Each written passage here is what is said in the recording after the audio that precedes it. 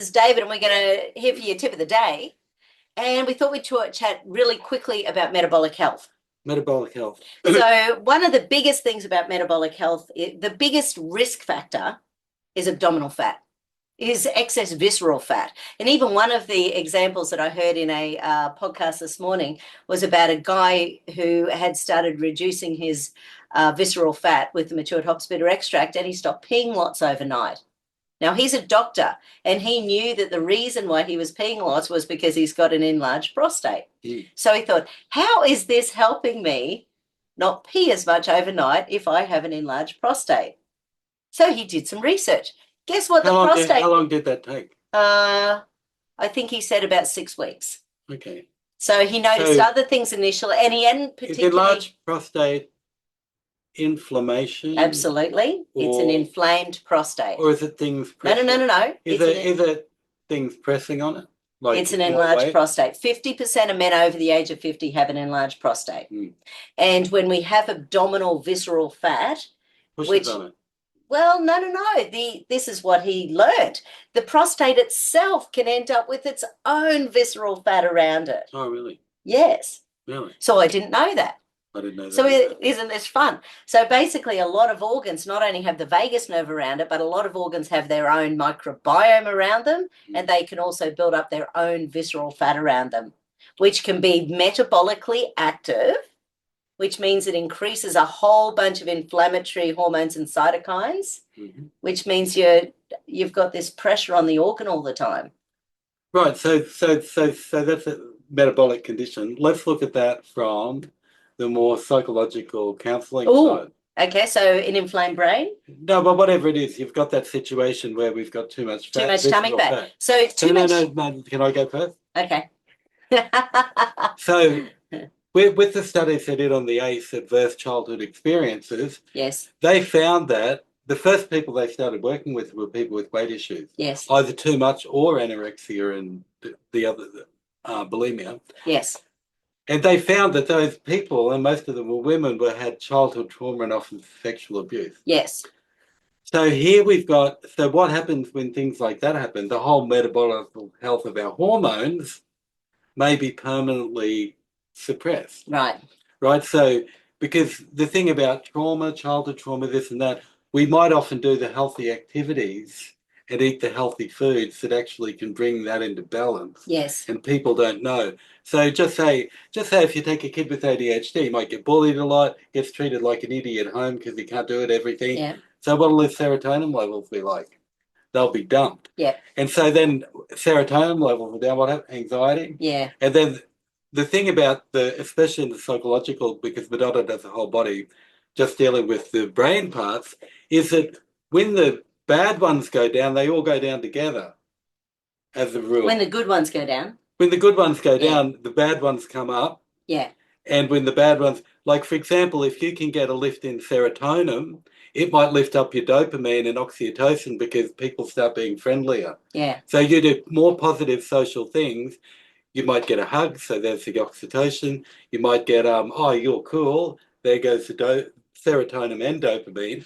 And so these ones go up, these ones go down. And when you look at them all, there's about 20 major hormonal neuroreceptors. And just say someone with ADHD has a dopamine problem. Yes. Right? So either something doesn't work in it, because neurons have two things. One thing is that something fits in it to make it work, but the other thing is something blocks it so it doesn't work. That's right. One's called an antagonist, one's called a blocker. So one causes it to work, the other one blocks it. Yes. So sometimes people with problems with dopamine, it's all blocked up, it's clogged. That's the problem they have. But so people with ADHD, the reason the boys want to play sport all the time is they can focus then, and then the dopamine starts working a bit better. Yeah. So if you can get some of the positive hormones up, like GABA, and you can take either improve your diet, do social activities, or take herbal supplements. Yes. And then, so if you don't have enough serotonin, you can take precursors of serotonin like 5-HTP, magnesium, manganese, SAMe, lots of stuff. tryptophan. And so if you can get one or two of them up, you'll pull the others up with them, the feel-good hormone. Yes. And just like if the ones are pulling down, you can work on them with supplements, diet, this sort of thing, and stop reducing too much cortisol, adrenaline. And that's sort of why I'm loving. But they're like this in the groups, because there's like 20 of them. And these 5 go up, these 5 go down. You go, oh, glutamate's another one, negative one with too much. Yeah, but so if we have too much glutamate, we end up with too much excitatory stuff going on in the brain, so you can't calm the farm. Whereas serotonin converts to serotonin. Calming and nurturing.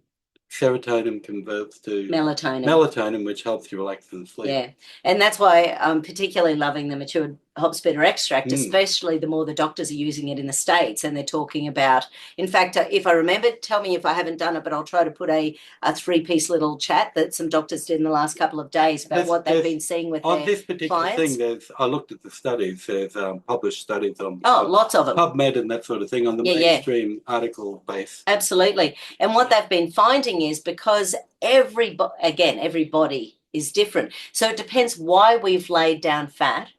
As to how long things are going to shift. So which goes back to there might be a psychological absolutely thing. People are eating for comfort. Yeah, and releases serotonin. But that's the nice thing about this; it sort of bypasses that while you're sorting stuff out, because you get that 9 hours of thermogenesis every time you take it anyway, regardless. So people are having improved things like blood pressure, their blood sugar, their hunger, their cravings.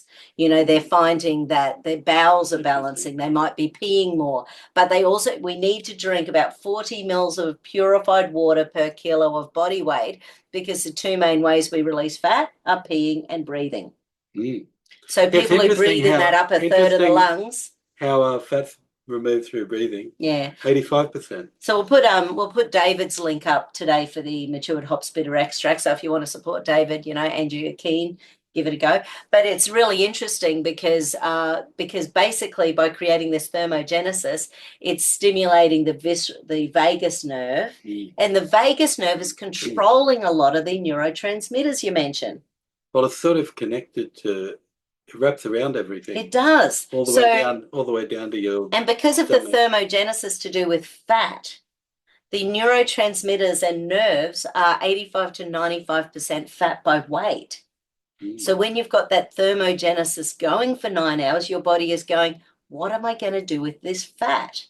And it will look at the hierarchy of what we need in the body and decide what we need. So potentially this must be why people are seeing improvements in so many things, because our brain is 60% fat, our nerves are 85, 95% fat, our neurotransmitters are 90, 95% fat. So it's very exciting. Yeah, that's interesting because often, a lot of those things have got things that, if you can get the underlying counseling things, because we're often overeating out of fear. Yeah. And out of shame and all sorts of things.